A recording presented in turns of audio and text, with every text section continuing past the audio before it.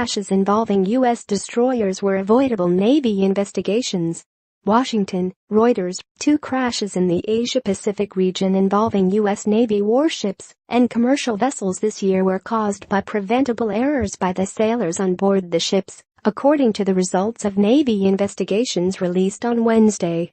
The accidents, in which 17 sailors were killed, raised questions about Navy training and the pace of operations, prompted a congressional hearing, and the removal of number of officers.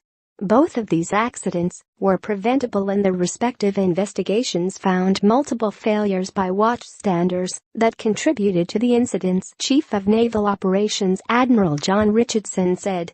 The report found that no single person could be blamed for the accidents, but broadly the crews were underprepared, there was ineffective command and control, and a lack of training.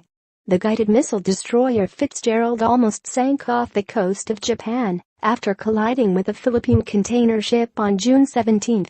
The bodies of 7 U.S. sailors were found in a flooded berthing area after that collision.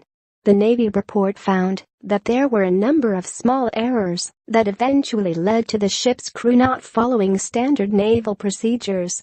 Specifically, Fitzgerald's watch teams disregarded established norms of basic contact management and, more importantly, leadership failed to adhere to well-established protocols put in place to prevent collisions, the report said. In a separate incident in August, 10 sailors were killed when the guided missile destroyer John S. McCain collided with an oil tanker. The incident was caused by complacency, overconfidence and lack of procedural compliance, the report said.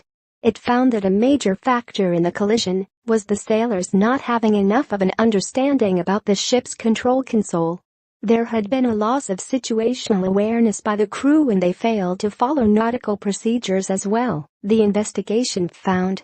The Navy has dismissed a number of officers, including the commander of the 7th Fleet, as a result of the collisions involving its warships in Asia. Navy officials say some changes have been made since the crashes. Now, Navy vessels are required to turn on their identification system in busy sea lanes, something that was not mandatory previously. Richardson, the Chief of Naval Operations, is expected to brief reporters at the Pentagon on Thursday on a broader review that was prompted by the crashes. Senior Navy leaders briefed lawmakers on the finding on Tuesday. The failure to properly fund, train, and equip our military directly contributed to these collisions, Senator John McCain, chairman of the Senate Armed Services, said after the closed-door briefing. Reporting by Idris Ali. Editing by Phil Berlowitz and Susan Thomas.